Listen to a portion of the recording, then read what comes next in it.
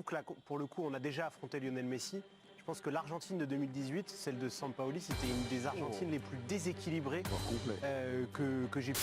Y periodistas franceses analizan a la selección argentina. Según ellos, no hay favoritos en la final de este domingo. Sin embargo, ven mejor preparado al equipo de Scaloni. Piensan que la pérdida contra Arabia Saudita los motivó de manera exponencial.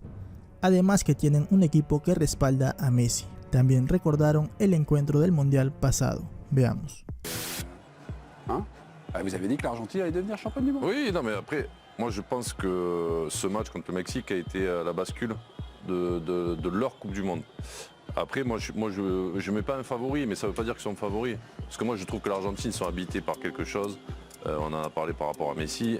Il y a une équipe qui tient vraiment la route avec des joueurs qui se sont exprimés sur ce mondial et de belle manière, les jeunes Alvarez et Fernandez notamment, mais il y a des joueurs comme McAllister, que je connaissais pas trop, De Paul. Derrière, il y a Otamendi que l'on retrouve, ils ont aussi un très bon gardien. Et je trouve que cette défaite contre l'Arabie Saoudite, ça a lancé leur mondial finalement, et c'est où ils passaient à la trappe, où ils partaient vers un truc, et tu vois, ça forme un état d'esprit pour aller jusqu'au bout. Des matchs couperés. En plus, il y a eu ça, il y a eu des matchs couperés. Je trouve que là, pour le coup, on a déjà affronté Lionel Messi. Je pense que l'Argentine de 2018, celle de Sampaoli, c'était une des Argentines les plus déséquilibrées que j'ai pu voir. Là, c'est une toute autre équipe, ça n'a rien à voir.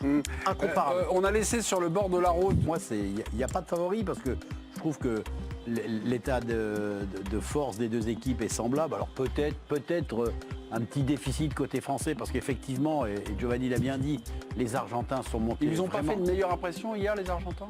Les Argentins m'ont fait une très bonne impression hier.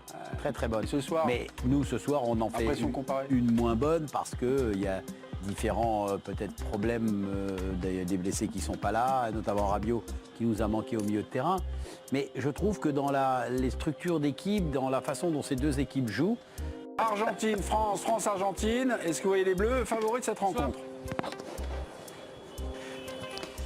Non, je ne les vois pas favoris pour un paramètre que vous n'avez pas encore évoqué, c'est qu'on va jouer ce match à l'extérieur. Et jamais une tribune n'a marqué de but, mais enfin, avoir l'appui du public, ça peut compter.